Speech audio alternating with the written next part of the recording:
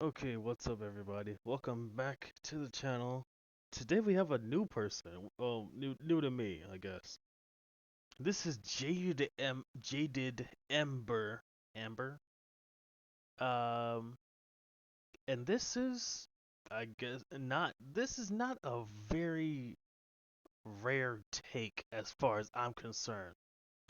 This is the most evil Pokemon trainer no one talks about.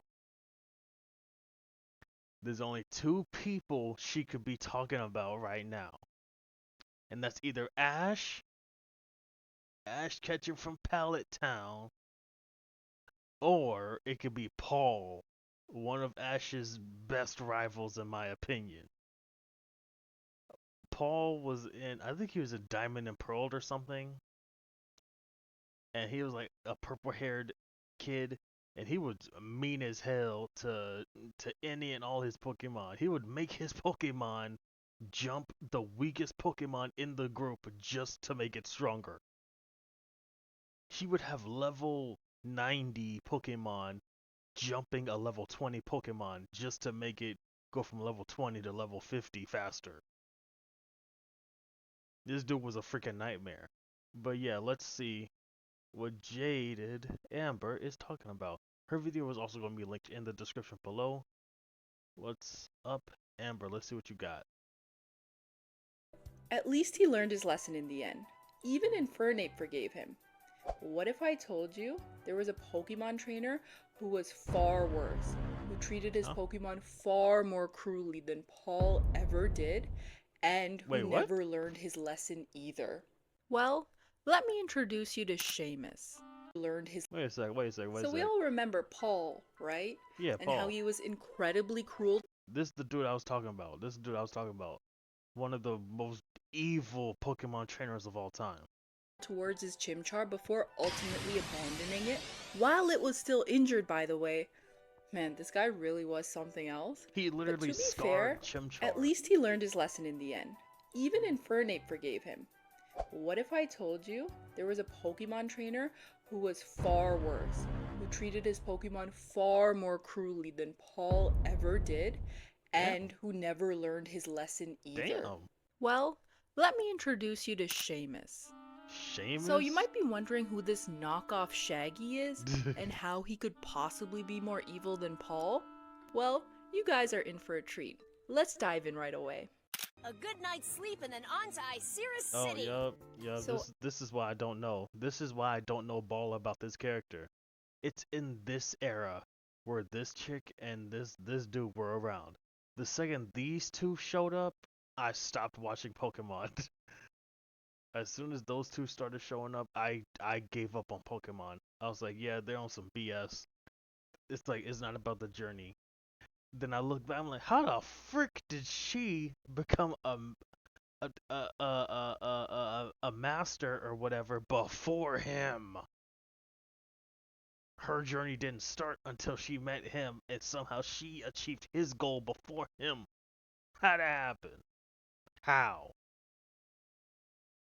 Ash, Iris, and Silent arrive in Astilbe Town and they see this battle going on between Seamus and this other guy who Seamus absolutely wipes the floor with. And Damn. Ash, seeing Seamus' skill, wants to talk to him after the battle, so they follow him into the hallway of the battle club. But what do they see Seamus doing? Ew. You didn't think I'd battle with you for free, did you? Now What? let me see all your Pokemon. Of all the Hey, mean... yo. Hey, Yeah. yo. Wait a second. You're charging them their Pokemon if they lose? What the hell? So if I lose to you, you take my Pokemon? Or you take my money? Oh nah. Oh nah, we forget the Pokemon, we running hands.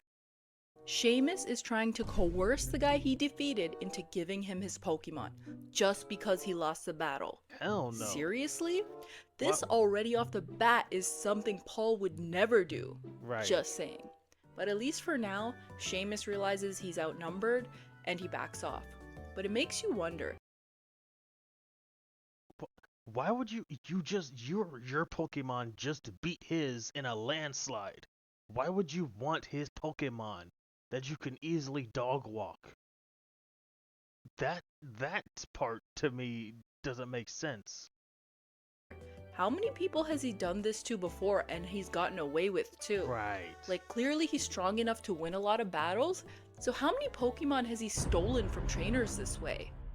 Anyway, later when everyone's eating lunch in the common area, Ash notices that his Tepig has taken a liking to Seamus, which is kind of weird, right? Well, not so much when you remembered what happened to Ash's Tepig so many episodes ago outside of Accumula Town. And if you guys don't remember, Ash first met Tepig near Accumula Town when it was abandoned by Damn. its previous trainer. He found it with a rope tied around its snout so it couldn't even eat, and the poor Damn. thing was starving. Okay, so as terrible as this all was, I kind of had a thought watching this episode for the first time when I was a kid. Couldn't Tepig just use Ember to burn the rope instead of, I don't know, just starving to death? True. But anyway, if I haven't is made it true. abundantly clear yet, the trainer who abandoned Tepig was in fact Seamus. He left it after it lost a battle to a deerling. So let's just compare him to Paul again. Yes, Damn. we've seen Paul abandon Pokemon before too. But hear me out. Did he ever tie a Pokemon to a stake and just leave it there? At least Paul released his Pokemon back into the wild or gave them away to another trainer. Like, isn't this just unnecessarily cruel for no reason? Yeah. Anyway, after this, yeah, Ash I can puts see two it. and two together and gets mad after realizing that this is the guy that abandoned Tepig. So he challenges Seamus to a battle, and Ash says that if he wins, Seamus has to apologize to Tepig. Which, you know, fair. Ash Yeah. is standing up for his Pokemon, and I'm all for it. But unfortunately, Tepig isn't really feeling it. And to make matters worse, this guy and his Pokemon are known as the Fire Warriors, and they only do double battles. And who does Ash choose to battle him with? My team's gonna be Tepig and Snivy. Ash. Ash, what the fuck, Ash? Ash. His dual types. Bro, he is going to go into a double battle with two fire types. Two level 80 fire types. And you're going to choose your level 10 fire type and your level 12 grass type. Not his level 99 Pikachu, but his level 12 grass type against two level 80 fire types. What the fuck, Ash? Professor Oak would be so disappointed in you. Come on, man. Like, this is the one time where this goofy little otter could actually clean up here. But there's a reason why Snivy is the right choice. See, Ash's Snivy has always been good at picking out good trainers from the bad. Like, before Ash caught her, she abandoned her previous trainer because she didn't think they were strong enough, or maybe she thought she deserved better. We never really get the full story, but one thing is clear. Snivy doesn't settle. So when Oh. she sees Tepig struggling with the idea of battling his former trainer who abandoned him in Accumula Town, Snivy doesn't just sit back and watch. She pushes Tepig to fight back. What the? That's not pushing the fight Not back. for Ash, not even for revenge. She does it just so Tepig can prove himself that he's stronger than the trainer who threw him away. Snivy knows exactly what's at stake here, and she's not about to let Tepig give up before the battle even starts. This is why I love Ash's Snivy. Yeah, she's a bit of a diva sometimes, but she's also fiercely loyal to her team. When one of them is in trouble, she always steps up. But it's But the only anyway, grass this video type isn't about against Snivy. three It's fire about types. this jerk. So why is Tepig so hesitant to battle him in the first place? Well, Trauma. the night before the battle, Tepig reminisces on the day he was abandoned, and Thank we you. learn the truth. Seamus left Tepig, with a sad look in his eyes, saying that it would be cruel to force a weak Pokemon to battle just to be knocked out over and over. Seamus then says Tepig would be better off living free. Tepig then chases after Seamus, so Seamus ties him to the stake so Tepig can't follow him, and then he leaves, crying, so clearly heartbroken about this hard decision he had to make. And I can hear what you guys are saying. This guy clearly has more empathy than Paul. Not all Pokemon are good at battling, or are meant to be. So isn't Seamus actually making sense here? But I promise you, if you keep watching, Seamus will show us his true colors. Damn, okay. But let's get to the battle. The next morning, on the battlefield, as you'd expect, Snivy is raring to go, but Tepig doesn't really seem up for it. And now let's see what Pokemon Seamus chooses. If I was a level 20 versus a level Embor, Heatmor, 90, showtime. I would be scared too. Yeah, if I'm completely honest, when I first watched this episode when I was a kid, I totally expected Ash to lose this battle, but let's just see how it goes. So at first, as expected, the battle doesn't go too well, with Ash's Tepig refusing to attack. Poor thing keeps getting hit over and over and still refuses to fight. And when Ash realizes that no matter what he'll say, Tepig won't battle, he accepts that this is now a 2v1. Snivy, you'll have to cover for Tepig, okay? You're gonna. This is what I thought I was gonna have. Like, you're gonna force a level 12 grass type to fight 2 level 80 fire types. If I was Snivy, I would have been like, hell no, you better switch me out for somebody. You must forgot about the time advantage. This is not my fight. Yeah, I'm supposed to be the support. That's crazy. Good, let's go! Cover for Tepig? How? How is this little leaf supposed to stand up against 2 fire warriors? Tepig, please get your shit together, man. Snivy doesn't deserve to be put through this. But to my surprise... Honestly, Amber, I like your design. Like, I like your... I know, like, everybody has their own, like, character, cartoon-ish, like, 2D design that they make for their channels and stuff like that. But I really like your design. It's kind of simple, like the goth-ish look. You have Ash's symbol, the symbol Ash's had on your shirt. I liked your fit. You have like a neutral kind of fit. What I don't know what this is back here. This back here might be like the hair. Your hair might be in a ponytail or something, and it like splits off into 2 parts because that's what that is right here. Hair as well, I'm assuming. That is like super cute. It's like, you know what I'm saying? I'm just appreciating the art. That's all. Snivy actually stands her ground. She uses Attract to immobilize Embor and gets some good hits in. But then watch how Seamus responds. Now Heatmor, use Fury Swipes on Embor. Why would it attack its own teammate? Wait, what? Yeah, during this battle, he attacked his own Pokemon. And look at how happy he is to see his own Pokemon in pain.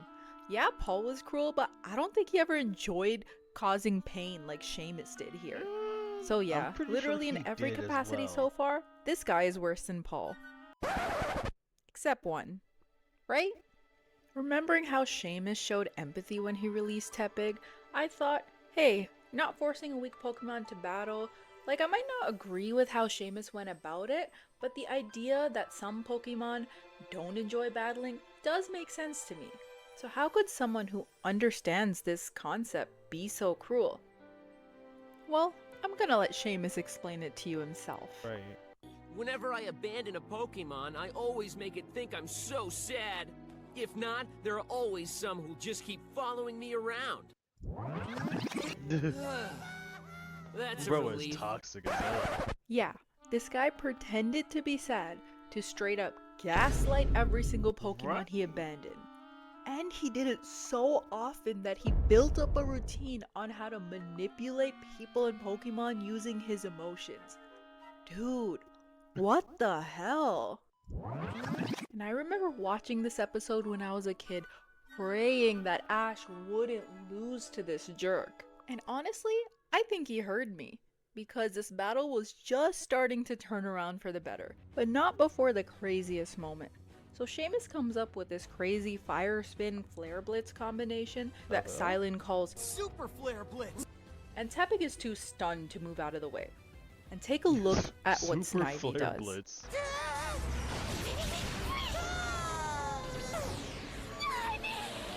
Yeah, Snivy pushes Tepig out of the way in the face of this beast of a fire type attack, and she shows zero fear while doing so. And yeah, obviously this was an instant knockout, but Oh, yeah. honestly, For sure. MVP of the fight. Even after being knocked out, Snivy stays outside of her Pokeball just to watch Tepig battle. Like, imagine the amount of pain this little snake is in right now, but all she wants is for Tepig to show Seamus his true strength. Like, she is such a team player, but I'm getting sidetracked. Let's see how this battle ends. So Tepig is up against some pretty tough odds here. Neither Heatmor nor Emboar have taken a lot of damage, but Tepig, after realizing what kinds of friends he has, evolves into Pignite, learns Okay. Fire Pledge, and manages to get a double knockout on Heatmor and Emboar through the He used an awakening fire type move on 2 fire types and somehow got the double KO.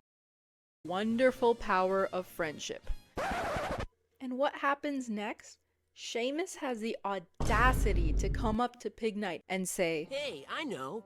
Since you haven't been able to forget me after all this time, why don't you come back to the team? Hell no. I'm sorry, what? Seamus really is pathetic, man. And that's the end of his story. After he leaves the battle club with his tail between his legs, he never makes a reappearance in the Pokemon anime. W. So yeah, maybe Paul was a jerk, but at least he grew up. Seamus, I doubt he ever learned a thing, but we'll never know because we never see him again. Anyway, that's the end of the video. I hope you guys enjoyed. Thanks for watching. Yeah. Shouts out to Amber, man. Her channel's definitely gonna be linked in the description below. I know my reactions and commentary made this video a lot longer than it was supposed to be. But yeah. When it comes to Pokemon, I definitely have a lot to say because there's a lot of BS that goes down in the series. But yeah, shouts out to Amber. Hopefully, I get to react to your content more often. And yeah, don't forget to like, comment, subscribe. That's been this reaction, and I'll see you guys in the next video. Peace.